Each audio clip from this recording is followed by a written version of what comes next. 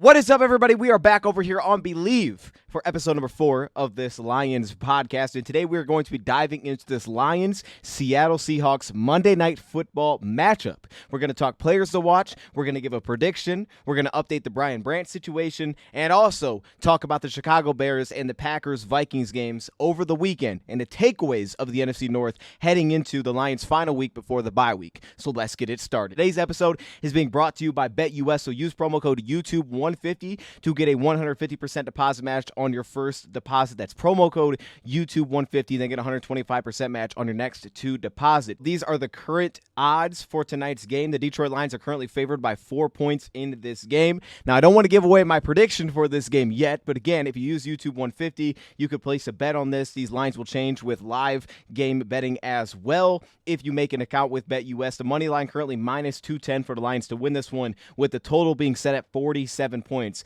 I'll give you a hint. I do have the under for this game by looking at my final prediction here, but it's not by much. I think it's a really interesting line. I think a lot of people are expecting a lot of scoring in this game. That's typically what it's been, Lions versus Seattle, and how much Seattle throws the football, especially if they can't find a run game, would make a ton of sense to lean the over in this game. But I'm slightly on the underside of things. But the 4-point spread, it's moved up a little bit for the Lions throughout the week, but it's been pretty stable right there for a home game. So not a large spread for the Lions in this one. And I want to start first with our list of players to watch. I think it's better that I give myself more time to do this segment because, as always, I'm terrible at narrowing this down. I'm like, hey, I'm going to come up with 3 players this week. That doesn't happen. I ended up with technically 6. Okay, it's really 5, but there's 2 honorable mentions. Yeah, so it's really 6. It's 6, but I'm going to call it 5 plus a couple of honorable mentions for each side of my players to watch for this game. And starting off on the Lions side of things, at the very top for me is going to be Sam Laporta. I think he was on here last week as well, and he got off to a good start. And then, of course, the ankle sprain. He's expected to play tonight. I think Sam Laporta is in line for a big game. Obviously, a lot of this comes down to how healthy actually is he, but I think matchup-wise, he could easily be the Lions' number 2 in this game behind Amon-Ra St. Brown in that passing attack. But statistically, I think he could be the number 1 in today's game. I just think Amon-Ra could absolutely get the focus. He could see a lot of Witherspoon in this game. I like the back-end personnel that they have, but I think where they have the most question marks in terms of matchup pieces comes at that tight end position. And we saw teams like New England have a lot of success working the tight end position, working these linebackers in zone coverage, or potentially the safeties in man-to-man coverage. They're not afraid to put those guys into coverage that are on the line of scrimmage as well. Draymond Jones, Derek Hall, those guys will drop out, which could lead to opportunities for Sam Laporta after the catch into the flats. I like going at their linebackers, especially Dodson in coverage for this game. We'll see if Jerome Baker can play. He's questionable. If he does, I think that helps them a ton. Then, as mentioned, the Julian Love and Rayshawn Jenkins. Jenkins is great in zone. I like Love in man coverage. He made some nice plays this past week for Seattle on the football at the catch point. I do love the Jahmyr Gibbs matchup as well, potentially, but maybe not even just Jahmyr Gibbs, just the running back position in general. I think that this could be a really good opportunity to utilize a lot of 21 personnel. We hit on that earlier in the week to get a couple of extra running backs on the field, especially if you use a guy like Sione Vaki. You trust him to lead block. You use him in some of your split zone looks, but then also that way you can get to the line, check out into pass plays, and still use him as a pass-catching threat. Jahmyr Gibbs, we've seen flashes there. I don't know if it's really gotten to the point where maybe we've expected it to get, but we know that he's very capable of being effective in those spots, and I think Sione Vaki is definitely capable of that. We've already seen on special teams this year. He's been involved in the offense. There was a pass that we didn't throw a couple of weeks ago in our loss to Tampa Bay where you could see the frustration on the sideline, but Vaki would have been the guy to hit. I think Vaki can be very involved, and I think the 21 personnel potentially give you better matchups in coverage than, say, using Brock Wright or Parker Hesse in those matchups, especially if you trust him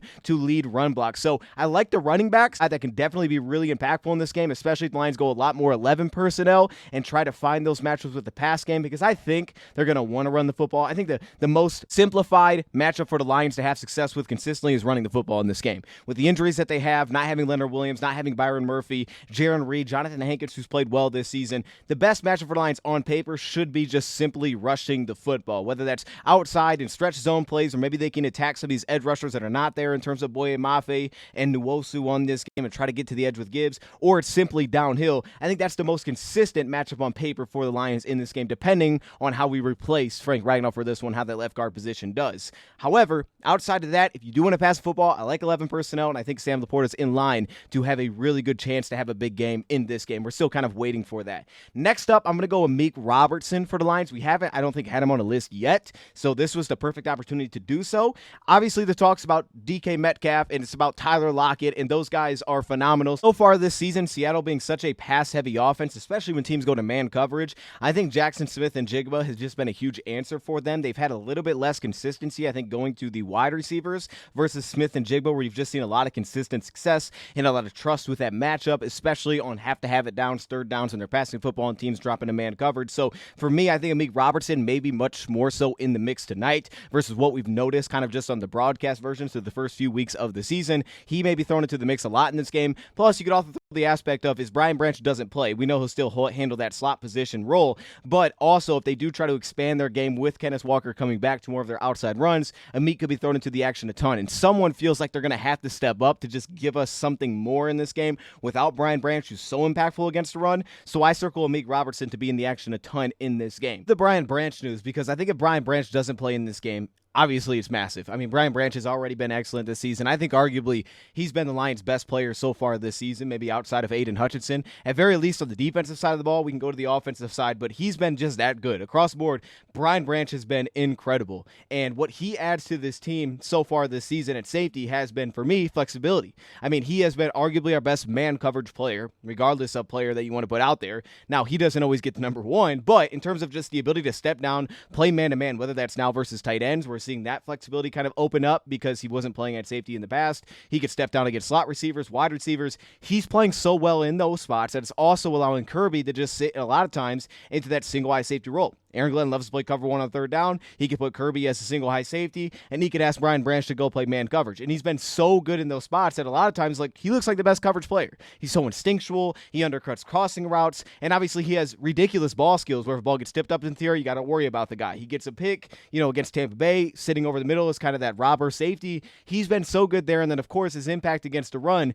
is undeniable. He's like having a linebacker on the field, but as a safety. He doesn't look like a linebacker, but he plays like a linebacker, shedding blocks, being a consistent tackler, especially when you talk about in the box, stepping down in the box in some of their tight alleyways. He's had a few misses out in space, probably the biggest knock there, but then even the zone coverage, like just the understanding and awareness of what's going on, the ability to bait guys, the ability to read developing route concepts, right? We saw him have that near interception. I believe that was back against the LA Rams on that dig route over the middle of the field where he nearly picked it off from Stafford from one side to the other.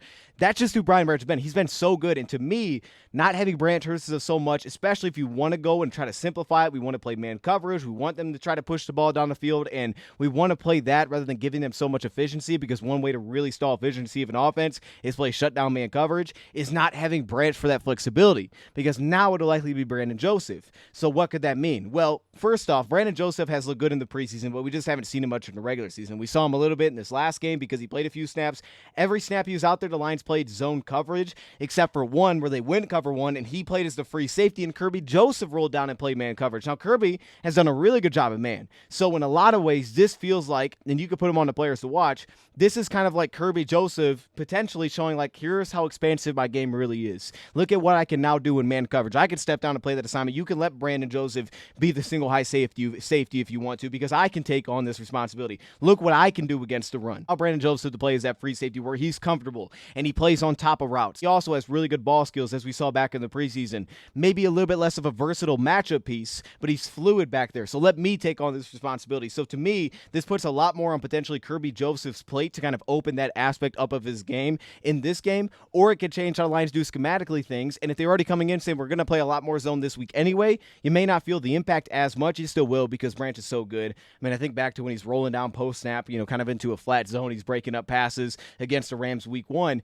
You're not having that piece, but Brandon Joseph, especially as a 2-eye safety, cover 4. You saw him last game. It was a lot of cover 4. It was Tampa 2. In those spots, he's pretty comfortable, and he's long, and the ball gets in the air, he could take footballs away. So he may have to do that. Ball gets tipped by a linebacker. That's where he can show up. And he has been a good open field tackler and a reliable open field tackler that's played with good pursuit angles. You just lose so much with Branch because there's really no replacing Brian Branch. And of course, it's not like Branch is playing that slot role, so Amik will still handle that responsibility. But if you lost Amik for whatever reason during the game, hopefully getting Rakestraw potentially back, he's questionable. If Rakestraw comes back, at least then you could have more of a natural backup slot for depth rather than having to shuffle everything around, because now it's not like we can just kick Brian Branch there and put Joseph in. Now instead you could just say put Rakestraw into that position. So not having Brian Branch is massive. I think he's that good, and I think he's been that good this season because of just what he creates. He can play any scheme team defensively, but it's really about his ability to play man. So I just wonder if Brandon Joseph is going to get man responsibilities like Branch did. Are we going to play more zone because of that, where I think he's more natural? Or is this going to be Kirby Joseph put more on his plate? He needs to step up.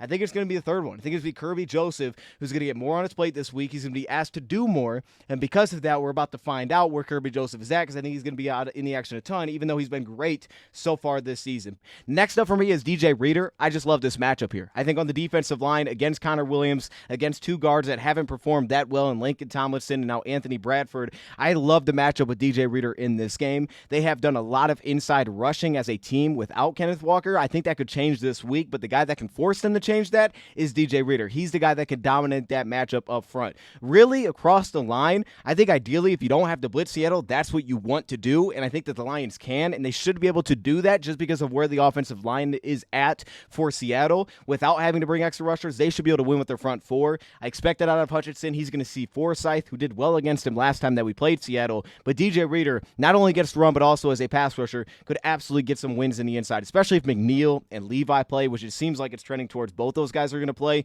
Makai Wingo, there's a lot of guys I could put here, but to me, DJ Reader is the guy that could dominate against the run, and Connor Williams feels like the swing piece on the interior with so many inside runs. I expect us to do well against their guards, but Connor Williams can kind of set the tone, and I love that matchup for us on paper to take that advantage over. Next up, I would say KO'd for the Lions, potentially stepping in at left guard. I don't know for sure that's what they're going to do as of right now, but it's kind of just what I expect without Frank Ragnow, is that Graham will go to center, and then left guard will just push KO'd into that spot. It could be Michael Neese, but I kind of expect it to be KO'd. KO'd looked good in the preseason, especially as a run blocker. That is a true people mover. He's not the most athletic piece, but he definitely can move guys off their spots. So especially if the Lions get a little more downhill running in this game, he could be in the action a ton. It's really, though, about the pass protection, because even though they're missing their two top dogs in the interior for this game, they still have Jaron Reed, they still have Hankins, guys that can create pressure. Mike Morris may kick inside too, who's a little bit undersized, that could find success there. That's going to be a circle matchup, because if he's really struggling, they could find an advantage kind of picking on our left guard position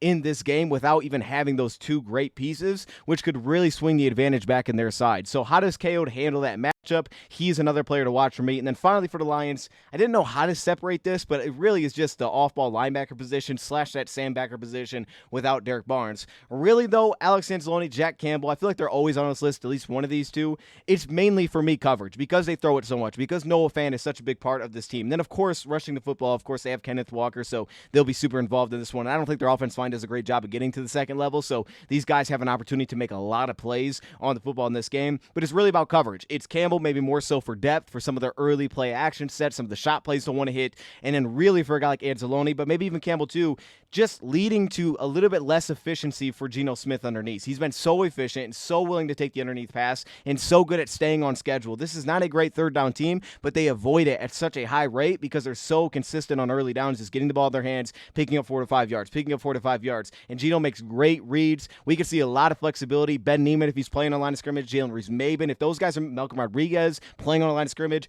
if those guys are mixing into that role, dropping into coverage, they're probably going to be in the action a ton in this game, especially in pass defense. And I'm not saying they have to be perfect or even come up with an interception, but just a few times force Geno to get away from that first read, I think we'll be fine in this game. I think that is the key, right? When you play Kyler, it's keep him in the pocket. When you play Geno, it's get him beyond the first read because of where their offensive line is at. That's the key for this team as a whole. So for me, the entire linebacker position is going to have a lot to do with that. Now, again, I put Jahmyr Gibbs as my honorable mention because of the pass game potential impact, but also there's a guy that's going to pop runs in this game. I think you can find a lot of consistency with Montgomery, but the guy that could really pop the runs are going to be Jahmyr Gibbs. I think on the outside zones and the stretch plays where sometimes those edge defenders aren't very consistent at actually setting a strong edge, especially with some injuries there. I like Jahmyr Gibbs to have an opportunity to be the guy that kind of breaks things open for this Lions offense rushing the football this week, not like last week where it was David Montgomery. Now, on to the opposite side of things for Seattle. First off, it's going to be Jonathan Hankins. I've already touched on it, but the nose tackle to me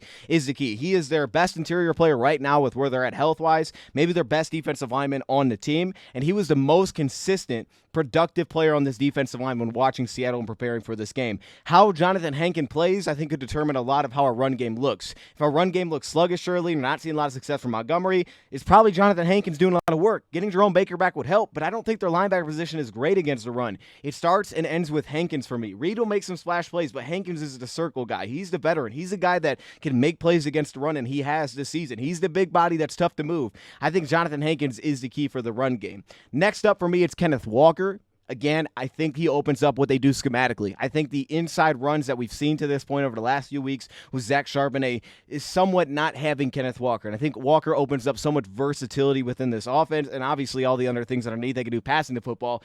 Zach Charbonnet is a good back. Good contact balance. He's played with nice vision, but it's just been so limited in the rushing attack. I think Kenneth Walker kind of brings it all back to life, and he's going to be key because I think they may be forced to do a lot of work towards the sidelines, and then it's going to be out how do we contain Kenneth Walker in those spots, who is just so good as a running back. I would say Noah Fant is next up. Kind of already touched on this, but Noah Fant has been like the security blanket for Geno Smith. So many of the efficient passes, the quick passing game has been through Noah Fant. They have some other guys, but Noah Fant feels like the safety valve. Could determine what this offense looks like. If he's eating underneath, everything feels like it's going to be open for this offense. But if he's struggling to find consistency underneath, it's probably because Noah Fant isn't that impactful in this game. So I'm going to circle Noah Fant as well, especially if the Lions are playing early zone coverage or playing those quarters looks on early downs. Noah Fant's going to be a guy that they're going to want to get the ball out to quickly, so I want to see how that matches up. Or if we do lean heavier man, especially second and third down, I think ideally if you could play cover 1, cover 3, you will. If we're in those single high looks, you're going to get the one-on-ones on the outside. We know that's the matchup, but it's still going to come back to Noah Fant's consistency and just keeping this offense on schedule. I think in a weird way, I talked about this earlier, you want Geno to push the football. You don't want 2nd and 4. You want 2nd and 10, because I don't think they're great on third down. I don't think they're great when they have to drop back pass, and I think because of that, you have to find a way to make them less efficient. Because of how much they throw on early downs, Noah Fant becomes the key to that. Next up, Dodson, the linebacker, as I touched on. Even if Jerome Baker plays, we could see a lot of Dodson in this game. I haven't loved their linebacker room, and I think Dodson can be attacked in coverage, especially in zone coverage, can be a little bit slow to react there. So I do love going at him in coverage, but also run defense. I think their linebacker room as a whole will be better with Baker, but I still think there's inefficiencies there in terms of reading, pulling offensive linemen, staying within the scheme defensively. They play fast, they get downhill. However, they have inconsistency with kind of maintaining what their assignment is, and with some misdirection, some delays that you can cause offensively, some draw runs, those kind of things, screens, you could potentially pop big plays out of some underneath work, whether it's a run play with a misdirection or a screen or a draw. You could pop big plays out of that because of inconsistency with that linebacker room. So I'm going to put Dodson on here, and to wrap it up for Seattle, I'm going to put that safety position. It's Julian Love and it's Rashawn Jenkins. I really like Jenkins in zone. Anytime he works downhill post snap, he is a problem, and Love, to me, has been a little bit up and down in man coverage, but he's made a lot of good plays there. Sam Laporta has a great matchup. It's going to come down to how do those safeties perform on the opposite side. We've had some troubles with safeties that can fly all over the place and make plays. We saw it against Tampa Bay. We saw it against Arizona last week with Budda Baker at times. The safety position won't, I feel like, have the same impact against the run. It's going to be more about what they do in coverage, but because of that, for the Lions to find consistency passing the football against a defense that's been one of the best pass defenses in football in terms of pass rating allowed, completion percentage, which is about 60%, a couple interceptions on the season. They've had one of the best pass defenses statistically. To find consistency there, I think that's going to be one of the reliable options Goff wants to go to, and to me, that's going to have a lot to do with how that safety position performs for Seattle, because they've really been good defensively on first, second, and third down. They've been great on third down. They've been really nice in the red zone, but they've also just been significantly one of the best defenses against the pass so far early in the season. Haven't played a prolific passing offense yet, but they have been really good. The run defense been a little more iffy, and I don't think it's going to be fantastic today, but I circle Hankins in that role. It's really about how that pass defense performs, which makes it so important about how this game goes. So that takes me to my score prediction, and I think how this game goes down is going to matter a ton, right? The turnover battle is going to matter a ton. Where do we put Seattle as a team? Does Seattle get up early in this game? Can they find some efficiency with the run game? Can they live on, we can get underneath passes and create shot plays, and defensively, are they playing with the lead with one of the top pass defenses where we're kind of forced out of that area offensively, and they can open up some of their blitzing that they want to do? Or the Lions playing with an early lead where we know Seattle has to throw the football, we kind of take Kenneth Walker out of that element, and now they're wanting to push the ball down the field, and I think they're then playing into the Lions' hands, and that's where you create interceptions. That's where you create negatives with this offense, where Geno has been so good when under pressure and versus the blitz. Playing from behind is the one thing that could give this offense real problems and also I think lead to turnovers because you can sit in a four-man rush because you know they're passing the football and because potentially you could get some disguises that could at very least get Geno beyond that first read. He's been awesome against us. He's been awesome this season. I got a lot of respect for what Geno's done. He's been great under pressure. He's been one of the best quarterbacks in the NFL against the blitz. He's completed like 78% of his passes.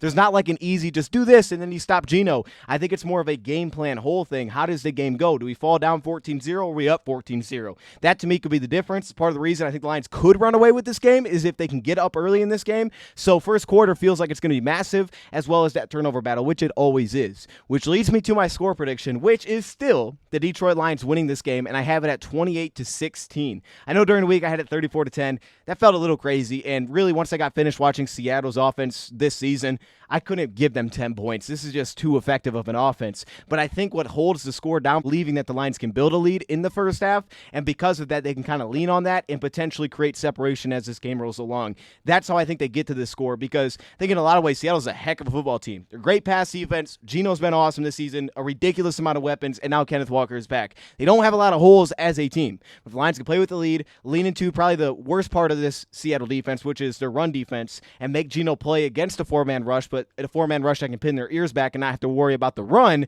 That, to me, plays directly into the Lions' strengths, and that will give the Lions the best chance to run away with this one. So I'm going with a 12-point win for the Lions. So again, back to those odds. I got the Lions under, but I do have them covering the 4-point spread. So those are your players to watch in this game, according to me. Next up, though, I do want to talk about what I saw from the Chicago Bears, what I saw from the Green Bay Packers and Minnesota Vikings game. Now, I don't want to go too deep into this just because of during the week we do shows on this. We have the roundtable, so I'll talk about it there. But I went back today. I rewatched those games just to get some notes because obviously now Minnesota's 4-0. You have the Green Bay Packers dropping to 2-2, which I think for a Lions perspective probably would have been ideal to see Green Bay win just for a record reason, just to kind of have us all potentially tied if we win this weekend. And Chicago also got the win over LA. Now they're at 2-2. But it is what it is. Now, initially, I did take Green Bay. Wasn't really confident in that. Then I had a dream, and I'm not making this up. I had a dream before a Bleacher Report show, and it said, take Minnesota. Straight up, the dream was about Minnesota beating Green Bay. Not even making that up. And they did. So I switched it that day to Minnesota. Thing was 28-0 like that. And I wasn't even watching it at that time. I was like, what the heck is going on there? Green Bay made it interesting at the end. They made it close. They had a shot. I mean, they were in it until the interception by Love into the end zone. Byron Murphy, who they went at a lot in that game, until he picked it off, kind of ended it there. But they got themselves back into that one. But what were my main takeaways? Because, of course, now Minnesota's 4-0. They look really good. And really, they've been a team that's been consistent. They've consistently played with leads. Neither of these teams have really played from behind this season until now Green Bay had to. But Minnesota hasn't really played from behind, so that's been consistent for them. Their defense has been awesome all season long, and Love through multiple interceptions didn't have a high completion percentage, which some of that Minnesota credits their defense. Some of that Jordan Love maybe missed a couple throws. Also, they dropped a couple of dig routes that were open, like 2 or 3 of them that they definitely should have caught. I thought there were times also where Jordan Love was just late on some throws. We know he's coming back after the injury, like the one pass that was broken up on the end zone where you have an underneath cornerback and you get kind of a too high look and you have the seam that's taken by the safety and he waits forever to throw, the fade route into the end zone. Because that the pass is broken up, it should have been a touchdown. He just waited too long to throw it. I didn't think Jordan Love looked great. He didn't look great in week 1. I didn't think he looked great in this game. And look, I thought Green Bay would take a step back this season. Didn't think Minnesota would be this good this season. So what did I take away from this game? Green Bay, their inability to create pressure on Minnesota was so noticeable. Like, I didn't expect for that to be like a key note of mine, but when going through this game, they could not create pressure on Sam Darnold in this game. It just didn't feel like they could at all. Now, I thought in the second half, they started cranking up a little bit. You started to see some blitzing in the second half, and then you also had, I think it was a strip sack that was a cornerback off the edge, but they still dropped out. It's still only a 4-man rush, but they got a free rusher. They got the strip sack. It wasn't perfect, though, either, because the answer for Minnesota when Green Bay brought extra rushers was Justin Jefferson, and 2 times he had big plays against that. That being said, though, it did feel like them cranking it up at least created a little bit more variety in what the result was going to be versus the beginning of that game, really the entire first half. They just could not get pressure. The 4-man rush was getting nowhere for Green Bay. Now, this season, I don't know if this includes this week, but they had a 19% pressure rate coming into this game, maybe, or maybe it's after this game, which is not great in the NFL. We know that Minnesota has 2 really good offensive tackles, and you watch this one, and you will just notice, if you're looking for it, they just did not get pressure at all on Sam Darnold with that 4-man rush. And I thought that was massive because, again, that allows Minnesota to play comfortable. They're playing with a lead. You're having time for Sam Darnold in the pocket. They're finding a little bit of a run game, especially in the second half. He's playing very comfortable with Minnesota right now. And you have a big-time play caller. Now you get Jordan Addison back, who hit the double move early in this game, scored the touchdown. Justin Jefferson's been outstanding. And we're just getting a lot of really smart play calling from Kevin O'Connell. We've seen this for weeks now. Even in the red zone, he's getting guys wide open. He's making really good play calls. Kevin O'Connell is the guy that's getting overlooked because Brian Flores has been so good that Kevin O'Connell doesn't get talked about. He's been awesome. As a play caller, he's getting guys wide open. The opposite. Green Bay was very poor on first down. There was a lot of 2nd and 7. There was a lot of 2nd and long. They were very poor on first down. I felt like a lot of times, there were examples where Love just wasn't taking the short underneath throw and keeping them on top of the chains. They'd fall behind the chains, and then as soon as you did that against this defense, you just played right to Minnesota, who is creating a lot of pressure this season. I believe they're 5th in the league. Again, I don't know if that was coming into this week or after this week. Lions were 3rd. 5th in pressure rate, and that showed up again because now they can start to bring those linebacker blitzes, which is, to me, kind of been the big thing about this team is they like the blitz a lot. They're bringing it from that linebacker position, but with their additions this offseason, they're very flexible in that front 7, so they can bring linebackers, drop edge rushers. You don't know who's coming, so that's where they can be very flexible defensively, but you fall right into the trap of you're playing into all these disguises when you don't take the easy routes, when you don't get the ball out of your hands quickly, and maybe if your run game isn't entirely dominant, especially early in the game. This is where I want to give a shout out to Harrison Phillips because I thought last season every time we played Minnesota, he was like wow, this guy is awesome. He is really good against all this zone rushing.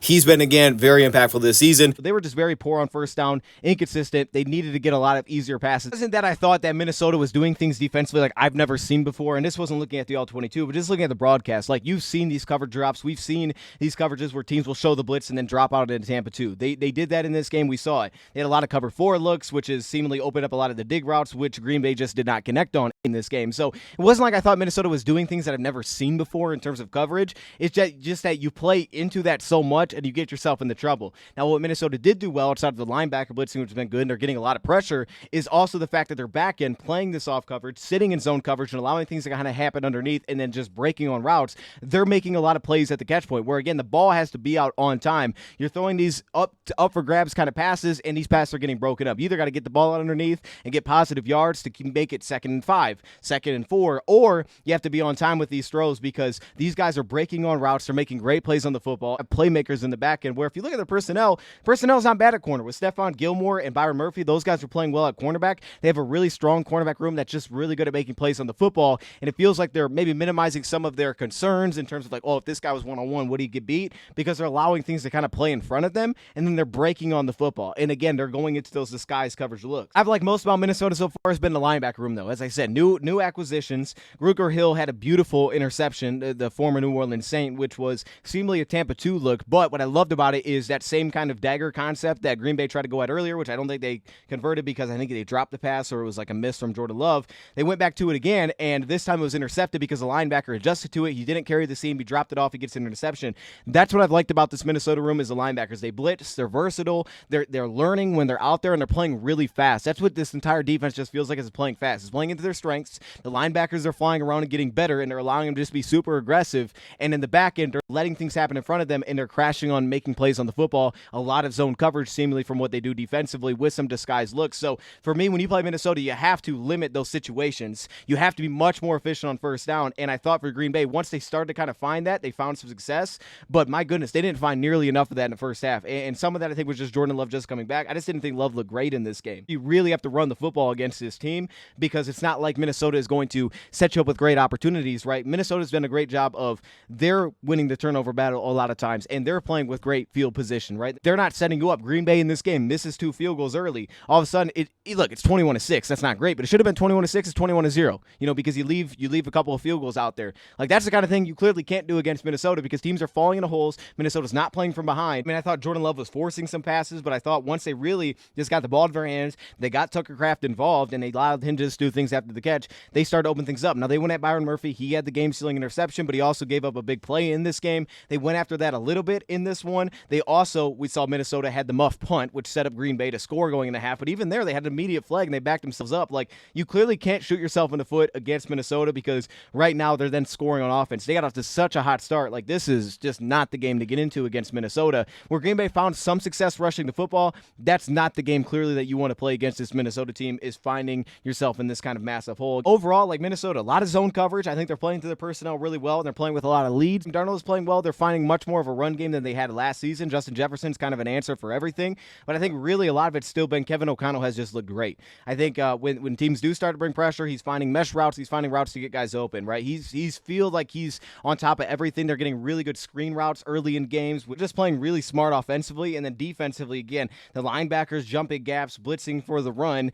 and on top of that, just the versatility that they have defensively. Minnesota has looked good to this point. They don't look unbeatable to me. They look good, but they don't look unbeatable.